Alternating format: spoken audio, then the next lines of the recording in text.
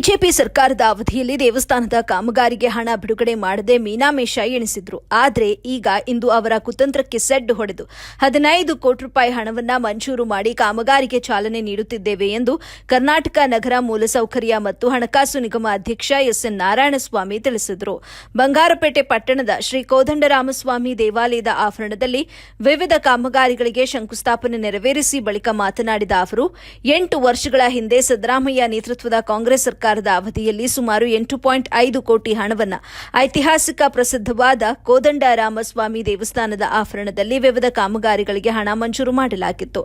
ಆದರೆ ಅಧಿಕಾರಕ್ಕೆ ಬಂದ ಬಿಜೆಪಿ ಪಕ್ಷದವರು ಮಂಜೂರಾದ ಹಣ ಬಿಡುಗಡೆ ಮಾಡದೆ ಹಣ ವಾಪಸ್ಸು ಪಡೆದುಕೊಂಡರು. ಆದರೆ ಇಂದು ನಮ್ಮ ಕಾಂಗ್ರೆಸ್ ಸರ್ಕಾರ ಅಧಿಕಾರಕ್ಕೆ ಬಂದ ಕೆಲವೇ ತಿಂಗಳಲ್ಲಿ 15 ಕೋಟಿ ಹಣ ಬಿಡುಗಡೆ ಮಾಡಿದ್ದು ಅತಿ ಶೀಘ್ರದಲ್ಲಿ ಕಾಮಗಾರಿಗಳು ಪ್ರಾರಂಭವಾಗಲಿವೆ ಅಂತ ತಿಳಿಸಿದರು.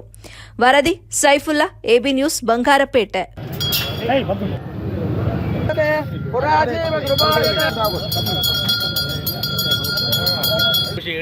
ಕೋಟಿಯಿಂದ 15 ಕೋಟಿಗೆ ಆಯ್ತು. ಈಗಾಗಲೇ ಹಣ ಬಿಡುಗಡೆಯಾಗಿದೆ. ಇವತ್ತಿಂದ ಕಾಮಗಾರಿ ಪ್ರಾರಂಭ ಆಗ್ತದೆ. ಇರ್ತಕ್ಕಂಥ ಎಲ್ಲ ಸಣ್ಣ ಪುಟ್ಟ ಅಂಗಡಿಗಳು ಸಹಕಾರ ಕೊಡಬೇಕು.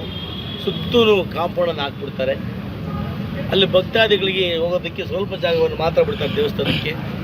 ಯಾಕಂದರೆ ಈ ಕಾಮಗಾರಿ ಇವತ್ತೇನು ಪ್ರಾರಂಭ ಆಗುತ್ತೆ ಸಂಪೂರ್ಣ ಮುಗಿಯೋ ತನಕ ಯಾವುದೇ ಕಾರಣಕ್ಕೂ ಕೂಡ ಕಾಮಗಾರಿ ನಿಲ್ಲೋದಿಲ್ಲ. ಸಂಪೂರ್ಣವಾಗಿ ಮಾಡಿ ಸರ್ಕಾರದ ಆಸ್ತಿಯನ್ನು ಉಳಿಸುವುದರ ಜೊತೆಗೆ ನಾವು ಸರ್ಕಾರಕ್ಕೆ ಸುಮಾರು ತಿಂಗಳಿಗೆ 15-20 ಲಕ್ಷ ರೂಪಾಯಿ ಆದಾಯ ಬರುವಂಥ ಕೆಲಸವನ್ನು ಕೂಡ ಮಾಡ್ತೇವೆ. ಹಿಂದೆ ನಾವು ಇದೆಲ್ಲ ಖಾಲಿ ಮಾಡಿದಾಗ ಕೇವಲ ಸ್ವಲ್ಪ 10 ಲಕ್ಷ ಹಣ ಇತ್ತು. ಹಣದಲ್ಲಿ ಇವತ್ತು ನಾವು ಈ ಮಳಿಗೆಗಳನ್ನು ಕಟ್ಟಿದ್ವಿ. ಇವತ್ತು ಆ ಮಳಿಗೆಗಳ ಅನೇಕ ಬಡವರು ಜೀವನ ಮಾಡ್ತಾಯಿದ್ದಾರೆ. ಇವೆಲ್ಲ ಮಾಡ್ತಕ್ಕಂಥದ್ದು ಸ್ವಾರ್ಥಕ್ಕಲ್ಲ, ನನ್ನ ಮನೆಗೆಲ್ಲ, ಮನೆಯ ಮನೆಗಲ್ಲ, ಚಂದು ಮನೆಗಲ್ಲ, ಪಕ್ಷಕ್ಕಲ್ಲ, ಸಾರ್ವಜನಿಕವಾಗಿ ಜನರಿಗೆ ಒಳ್ಳೆಯದಾಗಲಿ ಅಂತೇಳಿ ನಾವು ಮಾಡ್ತಕ್ಕಂಥದ್ದು ನಮ್ಮ ಸರ್ಕಾರ.